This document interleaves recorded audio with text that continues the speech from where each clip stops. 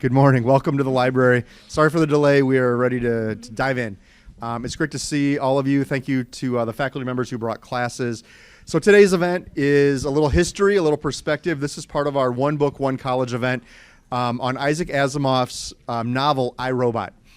And over this year, we've been looking at a range of topics: artificial intelligence, changes coming to technology, how we interrelate to technology, and thinking about, what does technology do to us and make our lives easier, more difficult, those kind of things. And we thought we wouldn't be doing it right if we didn't get the broad historical perspective. So we've invited three of our most esteemed history faculty members to be here to share their thoughts on how we've thought about technology over time, how technology's changed work, how technology's changed kind of who we are, what we see in ourselves. So with that, I'll do quick intros. I want to welcome Jim McIntyre, Mary Faflice, and Josh Fulton. They always do a fantastic job, so thank you for your time in doing this. Thank you all for being here. I will turn it over to them. Thanks. Thank you. Should I take the microphone out? Okay. Can everyone hear me? Okay, I think we're good. Thank you. Okay, so I thought it would start us off here. I could not resist this because I'm sure all of you know what technophobia is, but of course my big fat Greek wedding was coming into my mind, and I couldn't resist giving you the breakdown. As the father would say, like the technophobia, that comes from techni, which means skill or artistry, and of course phobia comes from phovo, which is mean fear. That's what the dad would say in my big fat Greek wedding. So obviously it's not that hard to figure out, but what I thought you might find more interesting is just some statistics. Actually, this is a quote first, and I'll give you a chance to read it, and for the purposes of the recording, it's basically one of the most basic technology fears is rooted in the loss of control. We don't understand how a new piece of technology works, so our imaginations fill in the details. So, I found an article in The Atlantic from 2015. It says that Americans are more afraid of robots than they are of death, which is kind of an interesting statistic. So they took a random sample of about 1,500 people, so it's a pretty decent amount of people. They subdivided all the categories into things from crime, the environment, daily life, like being romantic rejection, technology, personal anxieties like clowns. Clowns I find very petrifying, I must say. And they asked people kind of like to rank them in order. And what they basically, after they averaged all of the numbers together, what they essentially found out was that technology was in second place. Natural disasters was actually in first place, which kind of surprised me. And secondly was technology. Death was like way down. I guess maybe you're thinking the natural disaster will probably take you out, so I guess death is somewhere in there anyway. But I thought you might find this statistic interesting because I didn't think that people would be this afraid of it, but apparently they are. So with that, and again, I think that kind of relates to this whole idea of control, what we have control over. I will turn this over to my colleague, Jim McIntyre.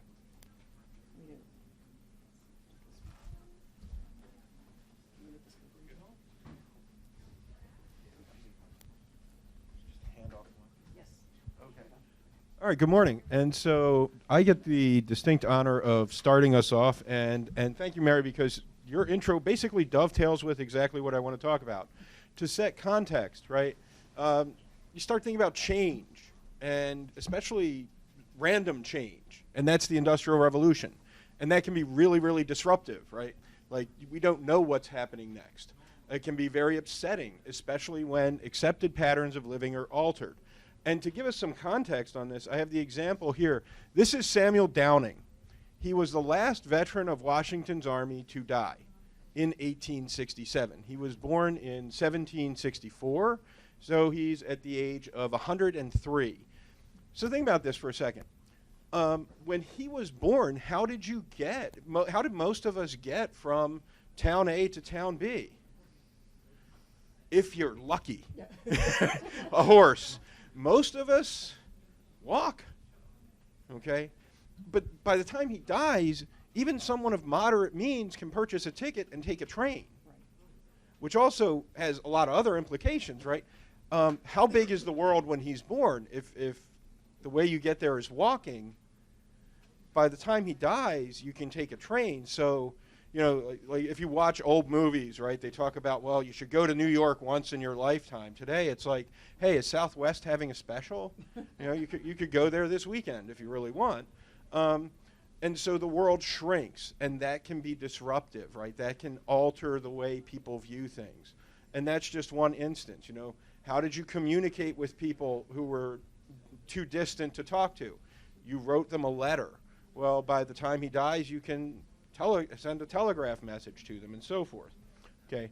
Some other parts of the background on this. So this industrial revolution that starts the whole transformation in technology, right? And there's in history classes, right, we usually talk about two. There's the first industrial revolution where you reduce animal power, manpower, and replace it with these machines. And I'll talk about that briefly in a second. And then there's a second wave that comes up in the later 1800s. Okay, but the first part I really wanted to talk about here, so this industrial revolution begins in England somewhere around the middle of the 1700s. And one of the big things it disrupts, right, one of the first areas it affects is clothing production. And I understand, you know, everybody gets really worked up about textiles and textile mills. I see the sinking eyes here, and I see them whenever we talk about it in my history class. Okay, we're not going to talk about that, so there's a relief. What I want to talk about, though, is before this, right, one of the first machines, one of the first devices to be mechanized is the loom, okay? So before this, and this is an actual hand-worked loom, okay? If you knew how to run this fairly complicated-looking device, you were known as a weaver. If you were really good, you were known as a master weaver. And so that comes with some extra baggage. One, you can take on apprentices and journeymen, and so you can get extra income. So you're going to be like upper middle class. Two, you're a respected member of your community. Now we get industrialization. Okay, that's gone. Replaced with this. We can take anyone off the street and teach them how to run this in about a day. So what does that mean for the master weaver's social standing? Not just his pocketbook, but his social standing. It decreases, it basically vanishes. And so now people don't just accept this. And again, this plays into the fears, right? So you have not only fear of losing economic standing, but also fear of losing social standing. So what do?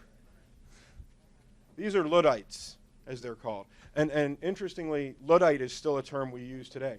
So there were these groups in England and Wales and Scotland who went around and literally attacked the machines. They figured if they destroyed the machines, that it would all be okay. Eventually, it seems humorous, but it was actually a very serious thing. And eventually it was repressed by the government. Factory owners literally shot these people when they caught them trying to break up their machines. And the factory owners had the law on their side. Okay, and so taking this forward, getting back to Mary's intro, today, if you reject cell phones, and how many of you have a relative who doesn't want that latest technology, latest app? Okay. Our common term now is you're a Luddite. Okay, and it comes from this. Okay, and it kind of has that connotation, right? Rebel, more rejection of authority, and more just kind of staid and old school. Okay, so that kind of gets us started, and now I'll pass it off to my colleague, Josh Fulton. All right. Thank you, Professor McIntyre. How do we get, let's see here. I do love that in a talk on the history of technology, one professor is trying to show the other professor how to use technology, and I need it. I actually need it.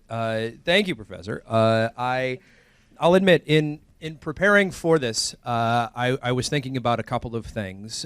One, I have a laptop that I do a lot of work for online classes on and for other things. And yesterday morning when I opened it up, and I'm like, okay, I want to make sure that I get a couple slides together and some great stuff to show everyone.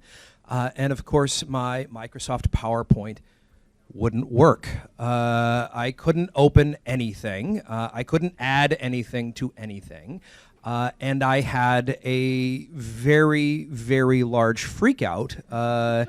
Which I would think, 20, 30, 40, 50 years ago in terms of the equivalent of education would be if you went to a professor and say, I've stolen your lecture notes. Sort of that kind of thing. You must complete these tasks before you can get them back, right? Sort of this kind of idea. Now, I was eventually able to get everything working, but it made me think a little bit about technology and about how we are beholden to it and how it transforms our culture. So it got me thinking a bit about educational technology and its history, and the fact that all of us are using a PowerPoint as well, I think also tells me something about modern aspects of educational technology and all of this. So Professor McIntyre was talking a bit about the first industrial sort of revolution, both in England and in the United States. And I was thinking a little bit about its effects in the later part of the 19th century, in the early 20th century, and some of the different technologies that have come to shape our lives.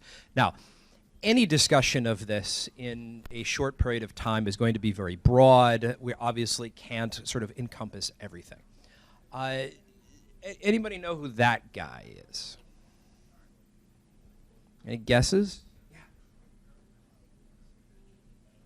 Edison. Yeah, Edison, right? Thomas Edison, right?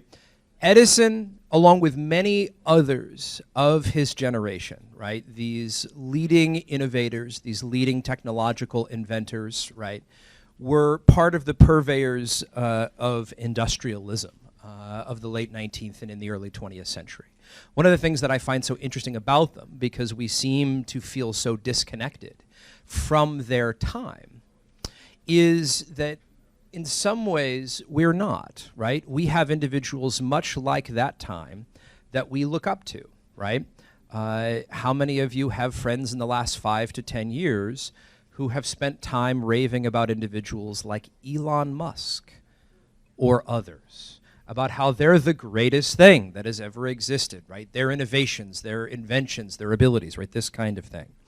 Edison and others were revered for their modernism, right? That idea of keeping up with things. What Professor McIntyre was mentioning about those who engage with technology or disengage with technology. The cool thing in the Second Industrial Revolution was to go along, to engage with that kind of technology. So Edison would certainly be one of the leading figures with this. Professor McIntyre's discussion of weavers got me thinking about connections to the Chicagoland area as it relates to technological transformations in the early 20th century.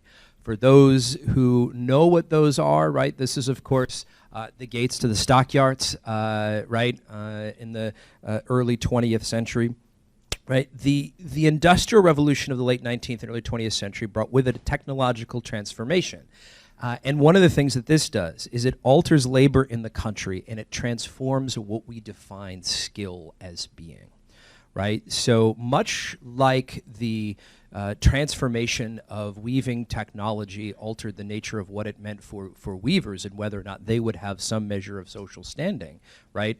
This is, of course, across the board for generally any occupation that you can think of that is going to be mechanized at the end of the 19th century and into the early 20th.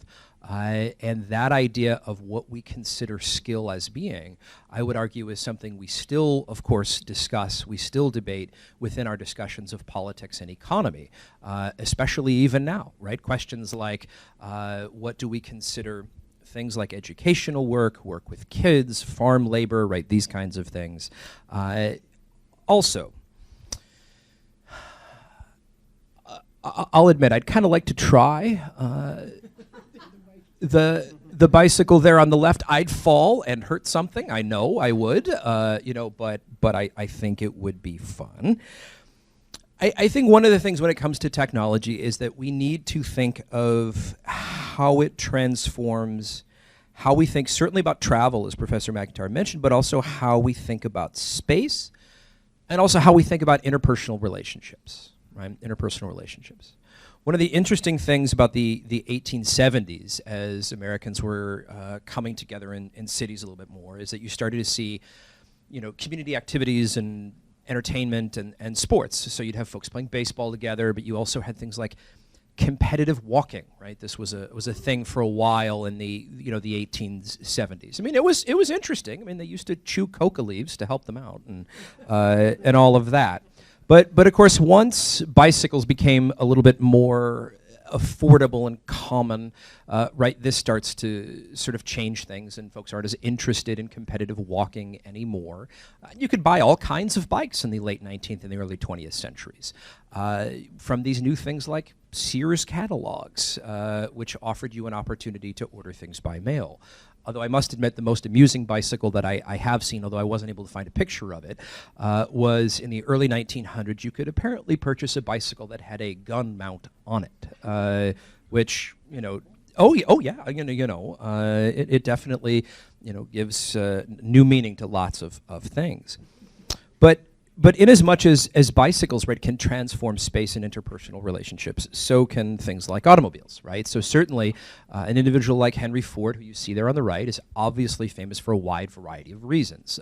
Certainly his own personal biases and anti-Semitism to be one thing, but perhaps more, you know, in terms of his contributions to the automobile industry, and many others like him. The affordability of things like cars, by the time you get to the 19-teens and 20s, transformed what was possible for the average individual, particularly for women, and when it comes to the idea of how does one have or can one have some idea of interpersonal relationships, right? Concept of dating becomes very different when you have a car, right? This is the concept. All right. Now, I'll admit it, I grew up in a house where my mother was a computer science professor, so if you're curious as to whether or not someone in their late 30s still does something that their mom tells them to do, I am the one. Anybody know who this guy is? Anybody know who this guy is? No? I mean, his mustache game is fantastic, obviously. You know, that would be one thing. But if you're curious, if you're someone who's really into computing, this is a guy named Henry Hollerith. And Henry Hollerith was an individual who helped develop basic computational technology at the end of the 19th century. This had to do with the American census and the ability to do it more quickly, right? The census takes about, you know, they said it's taken every 10 years, but of course with the computational ability that we had in the late 19th century, it would take most of that 10 years to actually compute everything. And so it is this individual who is successful in developing ways to speed that process up that leads us to things like IBM and all of this, right? We tend to talk certainly about the effects of computing with companies like IBM during eras of things like the Second World War, and that is absolutely important, right? The ability to develop better you know, sort of technologies for artillery and fire direction and this kind of thing is very important. But someone like Henry Hollerith and others help set the standards for a lot of that. And there are other inventors to help them out.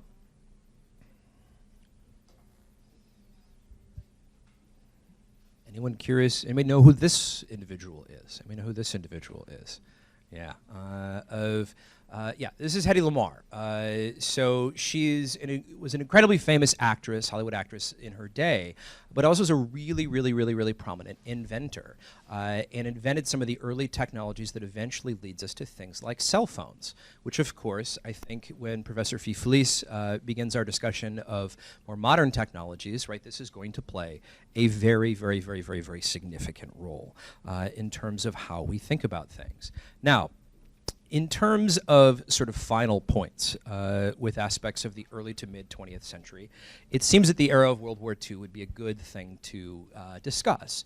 Now, one can pick from a bevy of options in terms of technologies that have come to influence life, that have come to influence how things operate. And perhaps most famously during World War II, right, by the end of it, we see the introduction of the atomic era and all of this. But certainly the Higgins boats, I would argue, which you see pictured here, are perhaps one of the most influential innovations during the era of the war that contributes very much to Allied victory, right? So I'm assuming some of us have seen films like Saving Private Ryan, or we've played video games where we land and storm the beaches. Any Medal of Honor fans in the crowd, right? We have, it's with these kinds of innovations that make those kinds of amphibious operations possible, right? Something like D-Day could not happen necessarily in the way that it happened without something like this.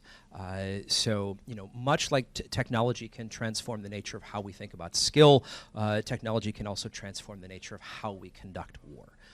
So there's a lot of different aspects of this. All right. With that, Professor Fee, please. All right. That was good. Oh, good. Oh, it's good. Okay. This is a good thing. Oh, good. Thank good, you, sir. Thank you. To piggyback off of my colleague over here, since he brought up the nuclear age, I think now would be perhaps a great time. We'll start at you with also my emails there. Let's open that up.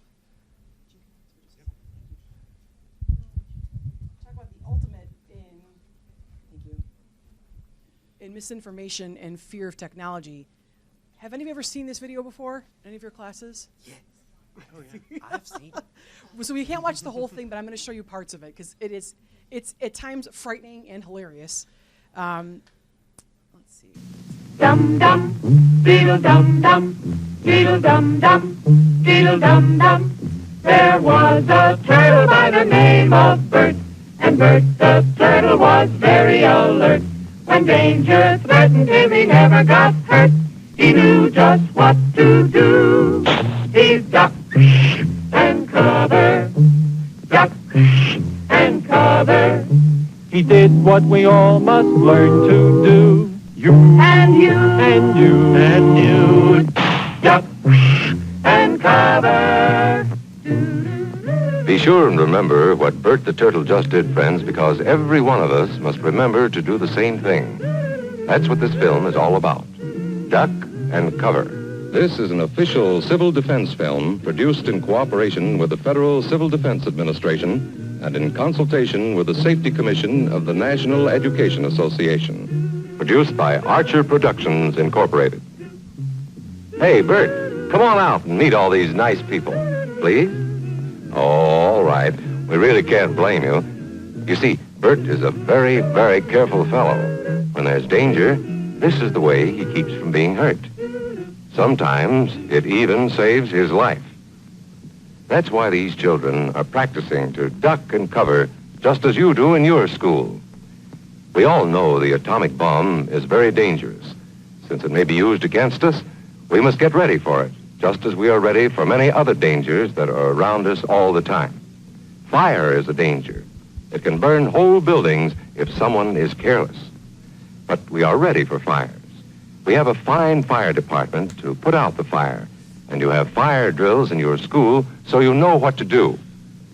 Automobiles can be dangerous, too. They sometimes cause bad accidents, but we are ready. We have safety rules that car drivers and people who are walking must obey. Now, we must be ready for a new danger, the atomic bomb. First, you have to know what happens when an atomic bomb explodes. You will know when it comes. We hope it never comes, but we must get ready. It looks something like this. There is a bright flash, brighter than the sun, brighter than anything you've ever seen. If you were not ready and did not know what to do, it could hurt you in different ways. It could knock you down hard or throw you against a tree or a wall. It is such a big explosion, it can smash in buildings and knock signboards over and break windows all over town. But if you duck and cover like Bert, you will be much safer. You know how bad sunburn can feel. The atomic bomb flash could burn you worse than a terrible sunburn, especially where you're not covered. Now, you and I don't have shells to crawl into like Bert the Turtle, so we have to cover up in our own way. First, you duck, and then you cover. And very tightly, you cover the back of your neck and your face. Duck and cover underneath a table or desk or anything else close by. In Betty's school, they are talking about the atomic bomb, too. Betty is asking her teacher, how can we tell when the atomic bomb may explode? And her teacher is explaining that there are two kinds of attack, with warning and without any warning. We think that most of the time we will be warned before the bomb explodes, so there will be time for us to get into our homes, schools, or some other safe place.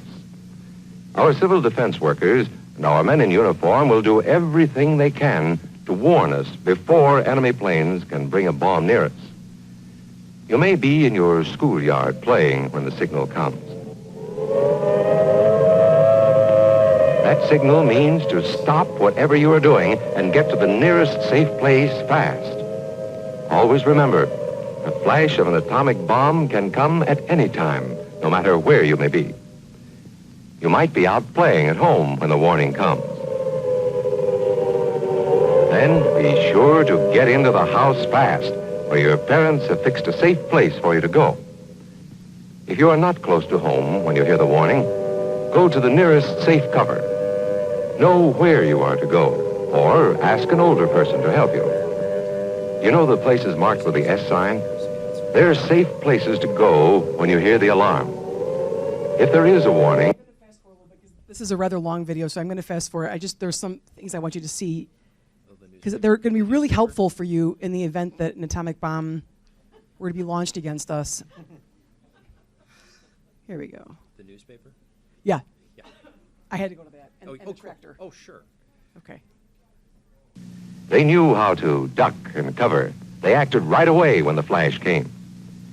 If they had been at this doorway when the bomb flashed, Paul and Patty would have ducked and covered this way, like this girl. Heavy doorways are a good place to duck and cover. She will be safer, too.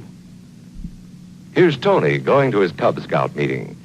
Tony knows the bomb can explode any time of the year, day or night. He is ready for it. Anytime. Duck and cover. Night.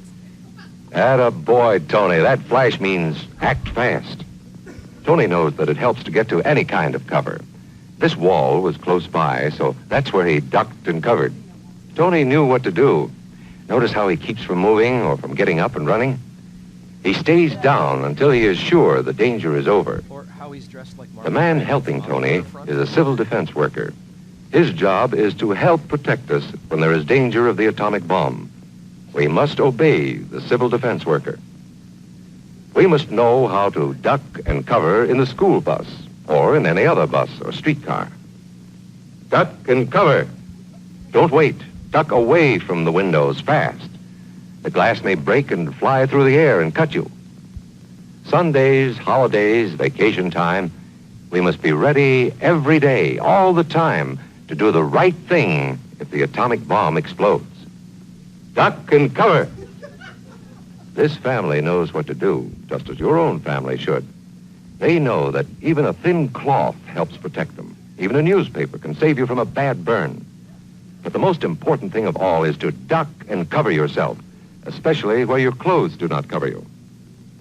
No matter where we live, in the city or the country, we must be ready all the time for the atomic bomb.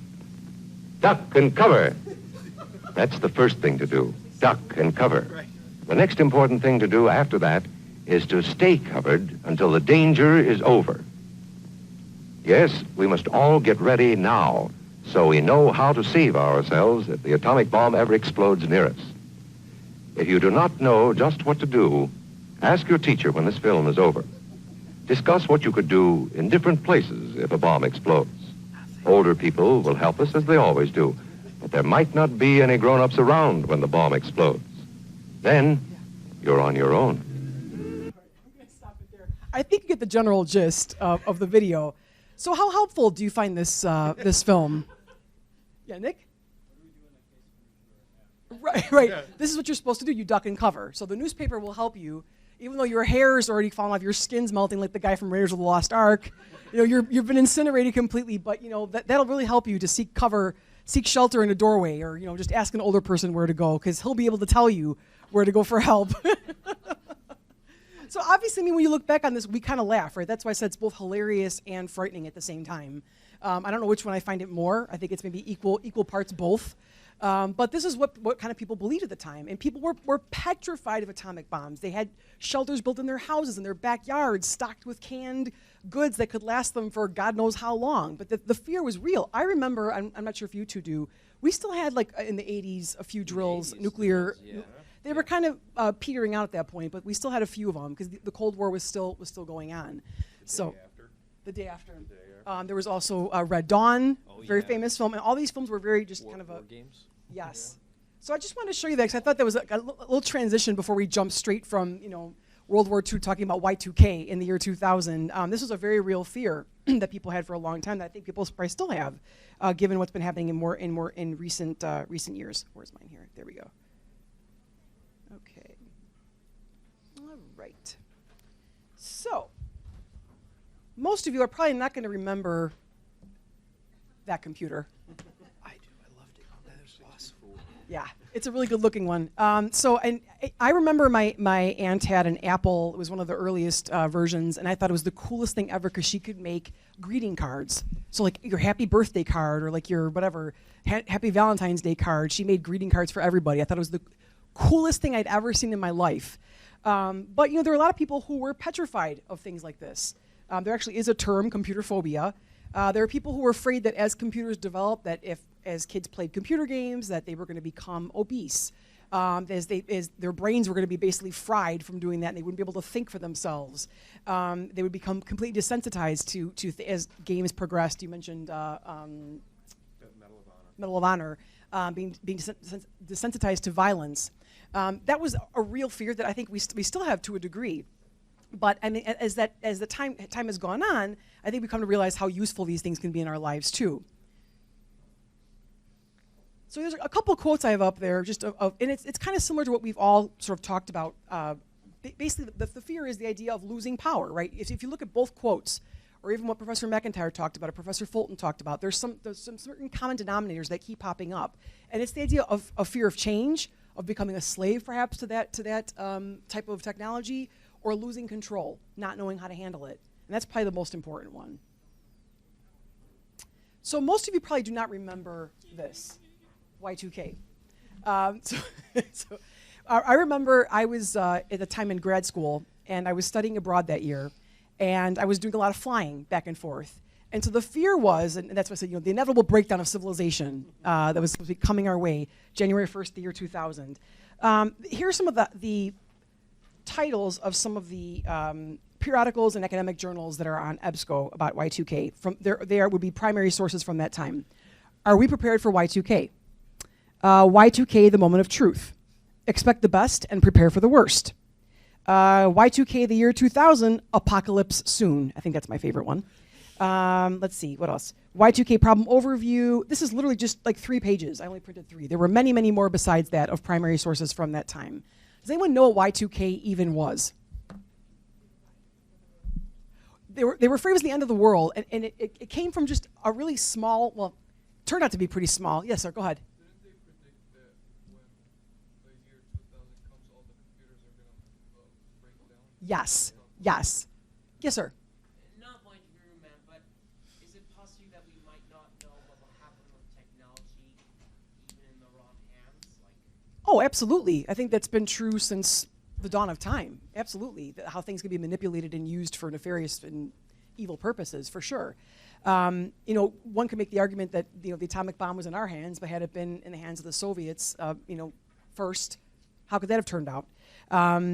Y2k was basically, as this gentleman mentioned, computer coding at the time was very limited. And I'm not even going to attempt to even act like I know anything about computer coding, because I don't. But basically, he said it really well. That essentially when, the computers were programmed for like 2 numbers, for 2 digits, for 19. And the concern was that when you got to 00 for 2000, that basically would just completely malfunction. And it was bad. And of course, this is one of my favorite Prince songs. Tonight we're going to party like it's 1999. But this is what people were literally worried about. I had to put the lions and tigers and bears, oh my, in there. But plane crashes, no radios, no stoplights. We're all going to crash into one another.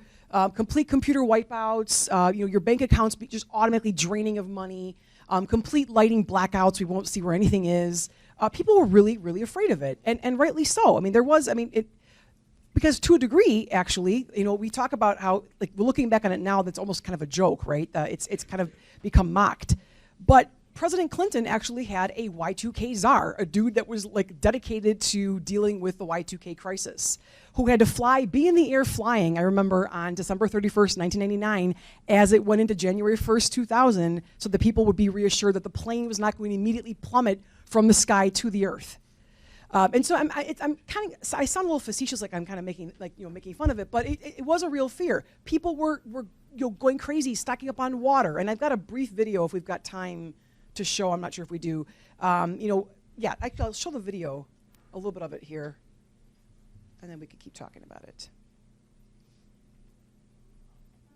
And again, this is long, so we're not going to watch the whole thing, just a few parts of it. In focus this evening, the glitch that could short-circuit cyberspace. On New Year's Day, 2000, is it possible that we're in for an international disaster because so many of the world's computers will be utterly confused by what date it is? At the close of the 20th century, a tiny computer glitch threatened to disrupt nearly every aspect of modern life. It's called the Y2k, or year 2000 bug. It's a problem that some fear could cripple the nation. Everyone knows failure of Uncle Sam's computers would be chaos. Glitches in the air traffic control system, breakdowns in oversight of nuclear plants and weapons. Government is not a little behind, but way behind. Tremendously behind. The wake-up call is now. Now, this is not one of the summer movies where you can close your eyes during the scary parts.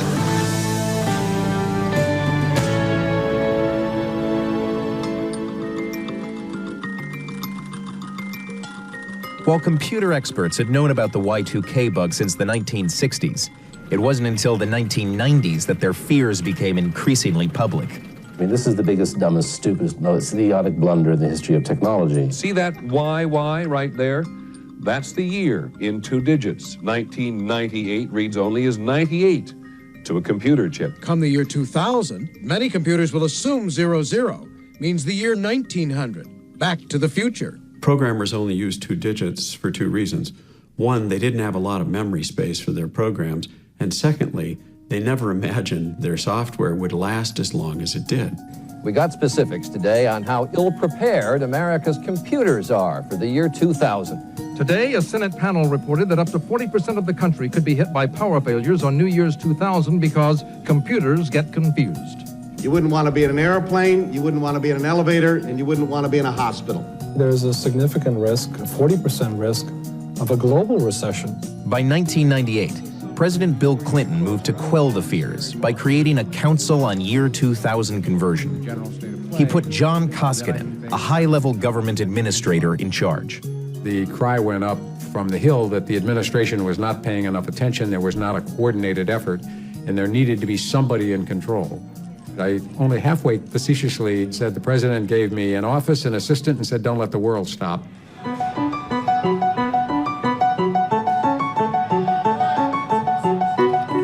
We knew finance and telecommunication systems were going to be the ones most at risk. But also, the FAA had a legitimate problem. IBM sent them a letter that said, these systems won't work when the transition comes, and there's no way to fix them. The Social Security had 50 million lines of code. It's a mind-boggling number to think about, and that was replicated. Embedded computer chips in everything, from VCRs to power plants, were also thought to be vulnerable. The life of this baby depends on computer chips. They are embedded in the machines that monitor his heart rate. And the question is, will they work on January 1st, 2000? On the nightly news, reporters scrambled to translate the scale of the problem into... Go ahead, move on ahead here a little bit, I'm sorry. But yeah, the babies are going to die. The planes are going to fall out of the sky, literally. It'll be anarchy. Okay, here's some of the reaction in the country. Psyche had already been invaded by another kind of bug. The bug in our cultural software, our beliefs about the millennium, were much more serious than a technical problem. This is usually a slow time for Hinkley Springs, but not this year.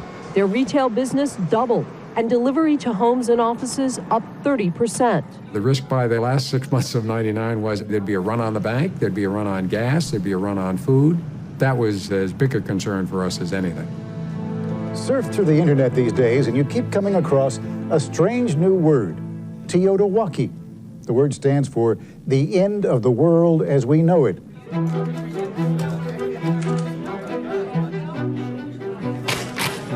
That's a sound that gets your attention real quick. By the fall of 1999, news stories reported a spike in gun sales. Scammers preying on a confused public. He said, yeah, I'm calling from Bank Boston, and I need to get decals mailed to you so you can put them on your credit card, or they won't work after Y2K. And survivalists taking extreme measures in anticipation of the millennium. Gary North has his own natural gas well. He says it's his ticket for survival. That cheers me up.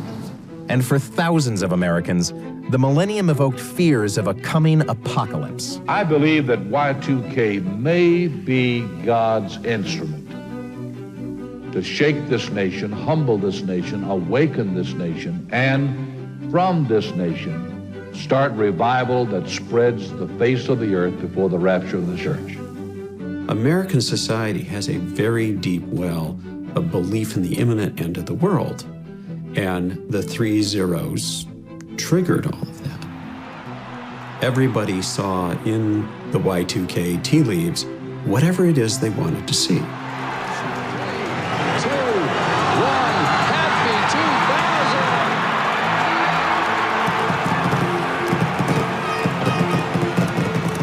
2000! The arrival of Y2K did not bring the much anticipated and feared computer meltdown. It appears to have been more of a prankster than a real problem. Things couldn't be going more smoothly. So smoothly, some are even asking if all that preparing was necessary. Certainly the flu bug has affected us much more than the Y2K bug, which I think is probably non-existent. You never get credit for the disasters you avert, especially if you're a programmer and nobody understands what you're doing to begin with. We have sort of a lack of confidence that things can get done. People did not grasp the magnitude of the effort. The easier thing to keep in your mind was all that noise about it and nothing happened. It must have just been a hoax. The Senate's final report on Y2K found that government and industry did successfully avert a crisis at an estimated cost of $100 billion. But was the response excessive?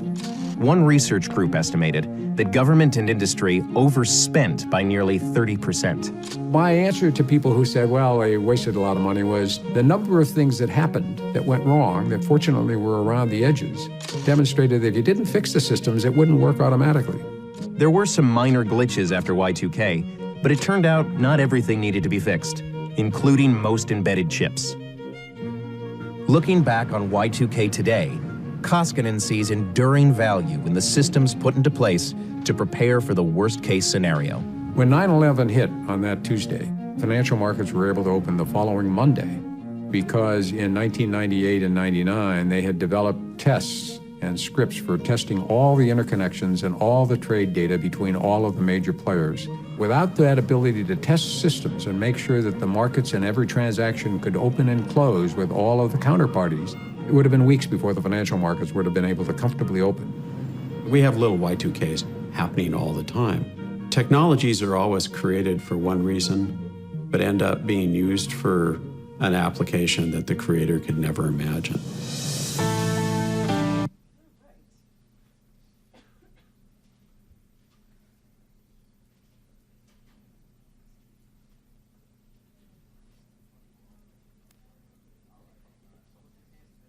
I do like the Weekly World News headline there, the day the earth will stand still. So was this fake news? Probably today it would be called fake news, but as you saw in the video, between the Clinton administration and private businesses, they spent about $100 billion. Other countries that were also kind of more technologically forward-thinking, like the US, were doing the same. There were a few minor incidences, as was mentioned. One was that there was a malfunction at a nuclear power plant in Tennessee that you didn't really hear too much about, that luckily it did not turn into something larger, but it could have been something a lot larger.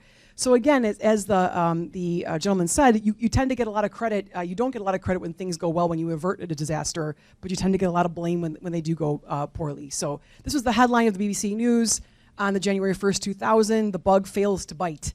And people were watching because, Australia, the time changed there first, then Tokyo, and they were looking to see kind of what was happening throughout Asia, going into Russia. How is this all going to turn out? And by the time it got to New York, it was really anticlimactic. Like, yeah, we're good. Nothing's going to happen here. We're okay. So, with that in mind, I thought I'd bring up something else that happened the same year. I was going to say same semester because my life always evolves in semesters. The 2000 presidential election and what technology has to do with voting. Those of you who might recall, or you were born in 2000 or shortly thereafter, that this was a race between Vice President Al Gore at the time and Texas Governor George W. Bush.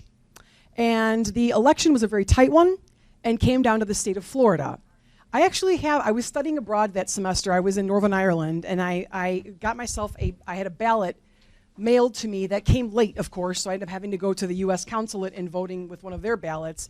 But I do have a ballot from that election, and I'm not sure if you can kind of see this, but let's see if I can open this here. these little tabs that are kind of like you have to punch through in order to basically be able to pick the candidates that I was looking to pick. Put this back in here. What you see what the gentleman's doing up there, same kind of thing. So you had an extremely tight race, and it came down to literally several hundred votes in the state of Florida. Originally, the state was declared for Gore. Then it was declared for Bush, and then Gore initially conceded. Then he withdrew his concession, and this went on for months. Well, about a month, basically, before they could figure out what was going on.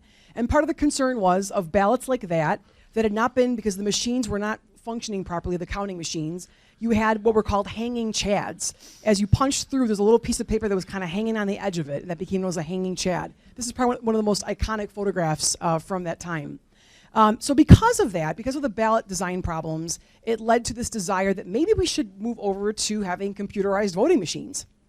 Maybe that's the solution, and we should all be voting that way, electronically. And I'm bringing it a little current with this next one because of what just happened with the Iowa caucus. It just goes to show you it's back and forth, right?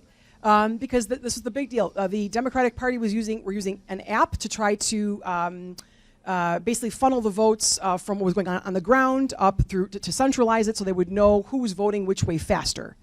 And the app was a disaster. It didn't work well, it was malfunctioning, and so that went on for but 2 days before we could actually get a pretty decent count. And there's still actually talk about recounting several precincts in Iowa because of it. So now the talk is, do we go back to paper ballots? Maybe that's the key. Because at least with paper, you don't have to worry about Russian hacking into voting machines, because there were attempts made in 2016. You don't have to worry about things like apps that don't work. Maybe the solution is to go back to the least technology, the smallest amount of technology. So from there, I thought we could kind of parlay this into a conversation with all of you. How many of you have all these with you pretty much every day? Yeah, I didn't think it was going to be everybody. But of course, what's the thing that you all carry? Of course. You all have this, right?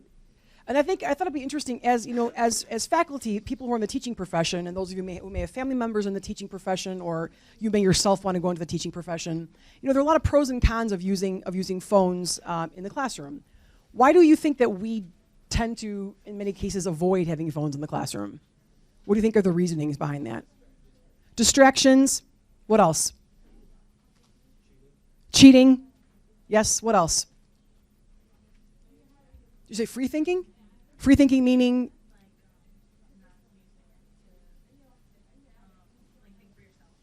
Oh, so using the phone to think for you as opposed to thinking for yourself? Or you mean the opposite? Okay, thank you. Anybody else? No other pros or cons? Yes, ma'am. Safety? Can you elaborate on that, please? Right. So you have access to your phone in case of, God forbid, a school shooting or something of that nature, which unfortunately has happened. So there are lots of pros and cons. Oh, yes, sir. Distractions, definitely. That's probably the biggest one. I always tell my students that I'm kind of like Dory from Finding Nemo. I get really easily distracted. So if I see a cell phone out, my mind literally goes right to that person. I'm thinking, well, what are they looking at? Was that interesting? Does that mean I'm boring? What's going on? And then I totally go off on this horrible train of thought, and it completely confuses me and distracts me. So that's why I just ask, for the most part, to kind of have a cell-free zone in the class. But there are times that I use it in the classroom as well, and it's been rather helpful many times. So there's some literature out there to suggest that actually using phones in the classroom are quite helpful. I think one of our concerns is that people don't write as well then, because they're used to always kind of texting writing, which I have to admit I do oftentimes get email messages that resemble text, like, hey, I want to let you know, the letter U, know what's going on, the number 2 instead of TO. But a lot of the literature also seems to suggest that there's a lot of good use for it, that would give people access to things like, particularly if you're in an area that's more poverty stricken. If every kid were to have a cell phone, that could be used as a calculator, that could be used as a book, for a myriad of different things that would basically replace so many other things. So there's good, there's bad with it. But I think and I wanted to ask you, how many of you use it for banking, your cell phone? What other uses do you use your phone for every day? Homework? Okay, turn it in. Yes, ma'am. Your alarm in the morning? Me too. Mm-hmm. What else? Paying your bills. Camera? GPS? staying in contact with family through just probably not just even texting, but through apps and things where you could see one another, right? FaceTime. Yes, sir. Sometimes work. So you use your own phone at work sometimes. Okay. Thank you. Yes, ma'am. The back. Are you just stretching? Yes, sir. Buying stocks. Yeah, there's a lot you could do with this phone nowadays, right? And I do remember I had the original. On the left I have, or on the right is the original one. And I remember everyone saying at the time, like when we started paying bills online and things like, oh my God, that's so dangerous. Oh, that's going to be terrible. How are we going to, people are going to be able to hack into it. But when you think about it, on your own, if you write a check, your account number and your routing number are both on the check that you write. So is it really that much different? Perhaps yes, perhaps no. But the fear is still there, though, right? And I think it was Professor McIntyre asked how many people still have somebody who, they write their own checks, they refuse to use any kind of electronic banking, or they keep their money in their mattress because they're afraid the bank's going to lose it, that kind of thing. It's still there. What are you saying about me, Mary? Pardon me? So I thought we could open up and have a talk with you guys about this. What are aspects of technology that worry you, that make you nervous? Would you be open to things like voting online? Would you be open to using your phones in other ways that perhaps would eliminate? You want to use the microphone there? Are there any aspects of technology that worry any of you? Yes, sir. Wait, I have the microphone. Oh, sorry. People hacking into your phone or your computers?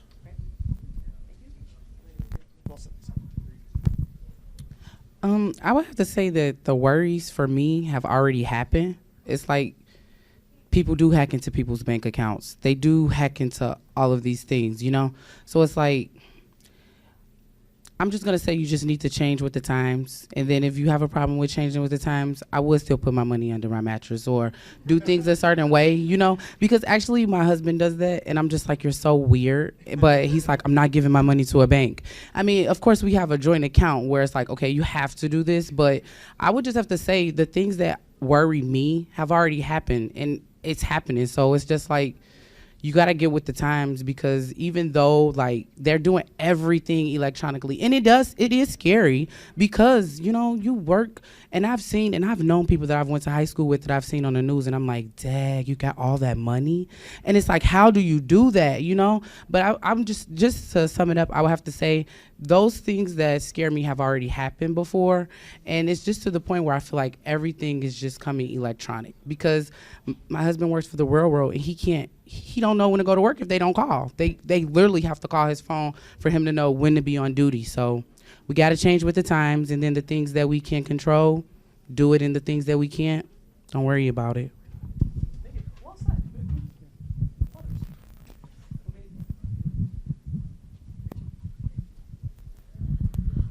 So there are a lot of bad things that happen with technology, but there are also a lot of good things that happen with it. Like my sister's credit card got scanned, and they made a purchase in New York or something like that just to see if it would work, and literally within the next 10 minutes my sister was getting a call saying exactly what was happening with her credit card. So without technology, people wouldn't know what was going on in their lives, really. Because there were multiple data breaches where where people's information was released, or that's happened also multiple times and I think the banks for the most part have gotten really good at responding very, very quickly. They will call you within 2 minutes of something happening. So I think that at least from that perspective, things have gotten a little bit safer. Yes, sir. I think I think another positive about the cell phone and the internet is also the news. We don't have to really trust one source. We could figure out the truth for ourselves. Especially, it could also start activist groups. You see in Hong Kong, they're using with the protests, are using the cell phone a lot. In 2011, the Arab Spring happened because of Twitter and Facebook. Movement starts. So I think that history can be impacted by the internet a lot. And that's a great point. Yeah, the Green Revolution in Iran, same thing. That's how they were using apps to get the information out. Yeah, I would to build on that. I would say absolutely, right. The idea of social medias and that kind of personal individual technology as a communicative tool to force institutional change, right, is a wonderful thing, right. But I think all of us have probably within our own lives experienced the negativity as well that can come with those kinds of things. I mean, how many of you have known friends or family members that have been victims of cyberbullying or some kind of harassment, in some way, shape, or form? I mean, I, have a Twitter account and other social media accounts and sort of this kind of thing, but for the most part, I am who I am, and I look like I look, and I don't experience the level of harassment that other individuals sadly do, right? Of, the cost of living a social life on the internet, right, can be particularly costly for certain individuals. So yeah, there's absolutely the ability to affect positive change, that is something there, but there is also the ability to cause real destruction and dissension, bringing it back to fake news, as Professor Fifelis put it earlier, the idea of being able to figure the truth out for yourself, certainly, but it has also given us an opportunity for things to go viral that have no basis in actual truth, which is also problematic, right? And I would say, to build on both of those points, that I think a lot of it comes back to us, right? How do we conceive of the technology we have? Do we look at it as our servant or our master? It can definitely enhance your menu of choices, and it can definitely make our lives a lot easier, banking, paying bills, and so forth. But if we feel we have to update Twitter daily, multiple times, then I think it's a valid question to ask, to say, okay, is this technology something useful to me, or do I feel I must serve it? Personally, I look forward to the takeover of our robot master. No, but again, it does come back to that idea, and I think it all comes back to the one book, one college, because as I was preparing for this, I kept thinking about those were sort of big questions, because especially with duck and cover, one thing you have to keep in mind is the use of the atomic bombs turned science fiction authors from crackpots to visionaries, because they'd been talking about atomic energy for 50 years, and people all thought, oh, they're crazy, they're nuts. And then, oh, hold it.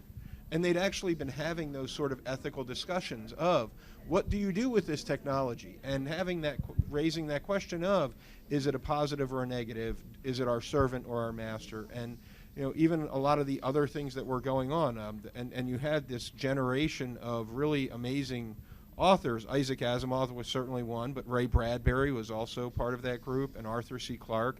And many people don't know, Asimov was actually a biochemist as well. So his writing was based on hard science a lot of times, and kind of thinking ahead, like, what are the implications? And now here we are today talking about what are the implications of the things that they were dreaming about 70 years ago. One of the cons of technology is kind of violating privacy issues. It takes too much personal information at all times, like via microphone, via camera, and it starts to kind of consume you because it starts targeting you with ads, and it's kind of a bombardment. So that's one of the cons. Go for it. Yeah, go ahead. I wanted to actually share a positive story about, because I agree with your fear too. That's one of the things I worry about as well. But I was on sabbatical this last fall, and I was working at an organization in the area called PLOWS, Council on Aging, and they serve the elderly community. And I was helping a gentleman fill out an application. I can't remember what it was for exactly, but it required his bank documents. He was about 89 or 90 years old. And I said, well, we're going to need to have your bank statements in order to be able to kind of proceed. And I thought, well, this is going to be another 2 weeks before. He's like, hold on.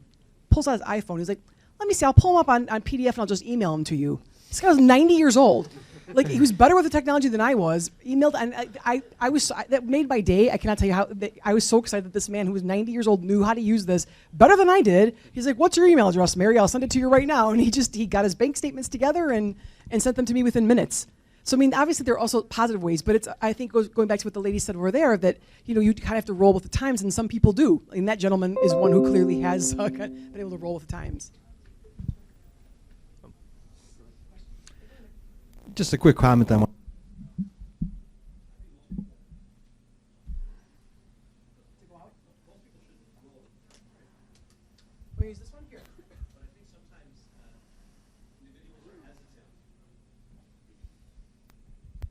it's possible that some people might be hesitant to embrace new technology because as technological advances happen,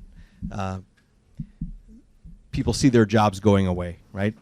People see, I've been trained for 20 years to create the phonograph or the sewing machines or whatever, and now I'm not needed any longer, right?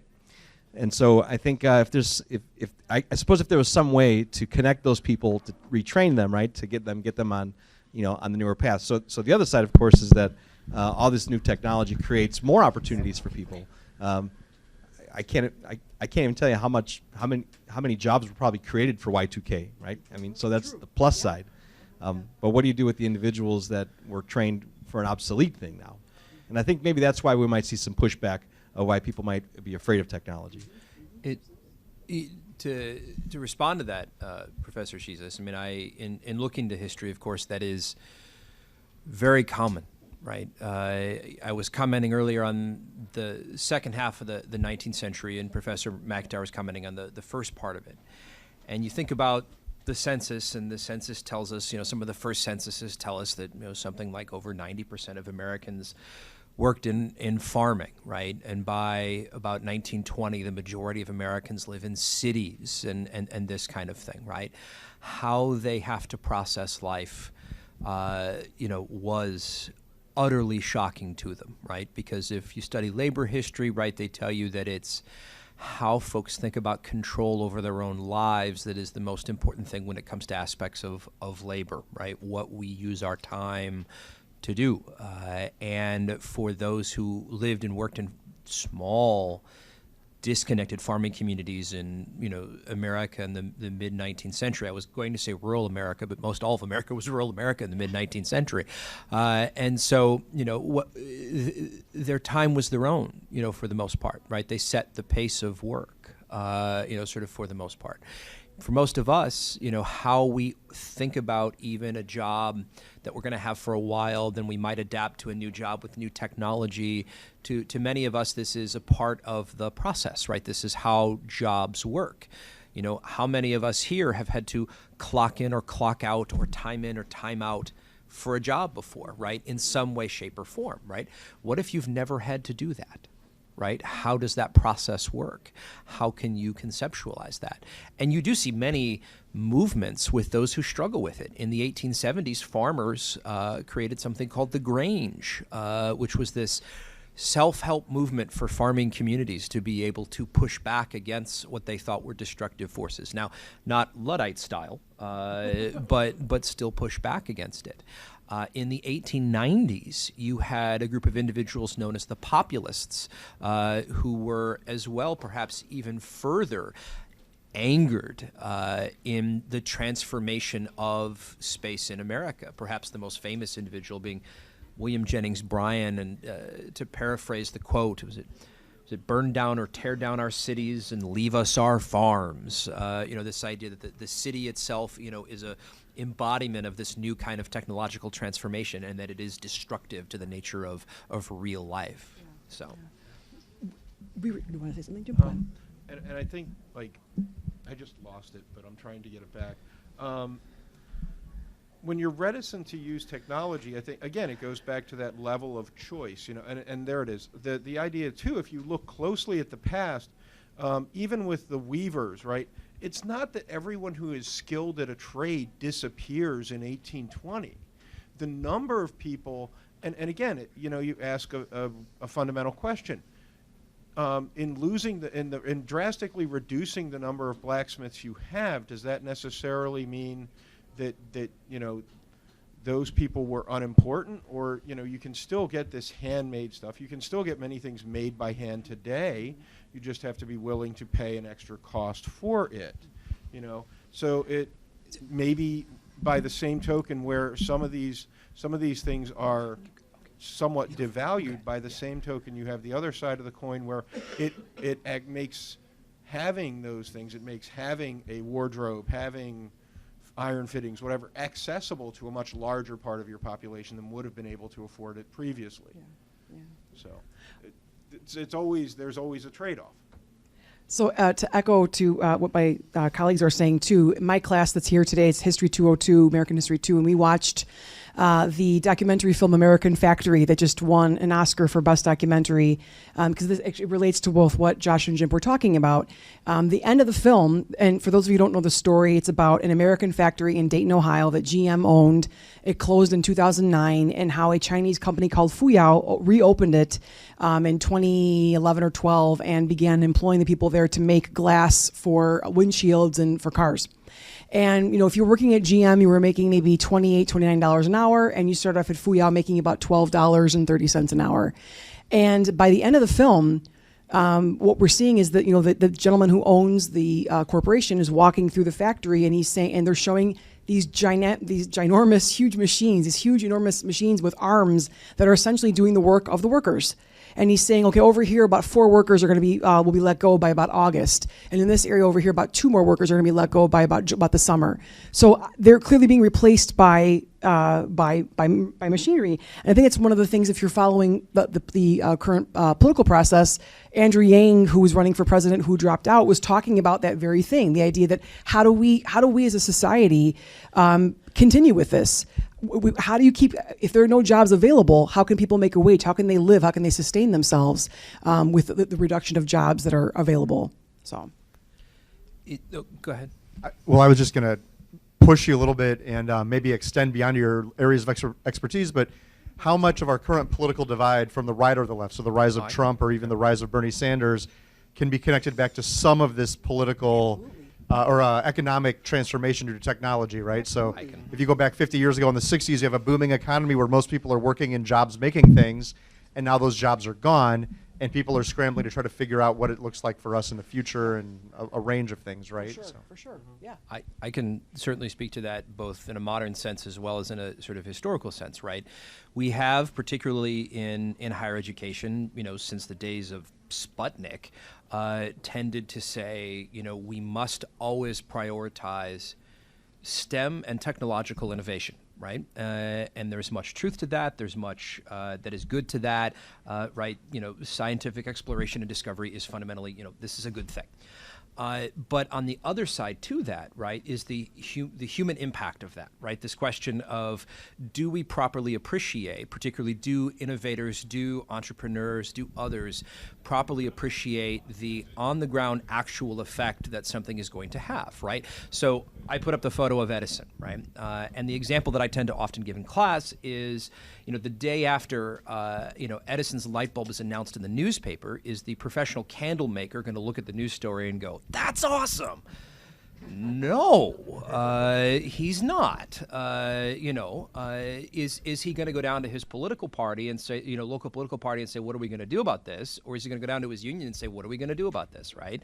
And so, part of this is, obviously the bifurcation and the anxiety and difficulty that exists within the modern political system, I would argue, is very much a reflection of how folks are coming to grips with this, and can we create institutions, particularly higher ed education institutions, that can help individuals be more adaptable for these things as they change. This is part of the reason why, at least on one side, right, you have discussion of free college debt going away. What does that look like in order to provide opportunities for individuals to continue to be flexible? But there's many views on that. But I would say, sort of on one side, there is not often, typically, when we introduce a new technology, a clear and prepared understanding for the effects on individuals and on families that those kinds of technologies will have, because in the moment they can be darn destructive to how individuals contemplate their livelihoods. All right, time, one more comment. I just wanted to say before we left, he has me thinking, and I think that it's very, very, very destructive. One of the things about technology I would just have to say, as far as a con for me, I have to tell my husband, and even now, I feel really bad that I got my son an iPad for Christmas because I hate it. And it's it's very destructive when we talk about family and just intimacy and things like that, because everybody's so much on their phones. So not only does it take away the personal connection with one another, even if it's just not our family, even a colleague or a classmate, it's like, oh, hold on real quick. Let me check this text. I also feel like it's making us lazy. And another thing that I hate, I'm going to say this about technology, the fact that they're taking the people out the toll booths and then you put a $5 bill in there and it won't give you your change back, I have a problem with that. I had the iPass thing on my original one. I removed it, the Easy Pass. Well, yeah, and if you do you greet your spouse the first thing in the morning, or do you look at your phone first? Which one do you do first? Okay, that's probably a good stopping point. How about a round of applause for our faculty members? Thank you. Thank you very much.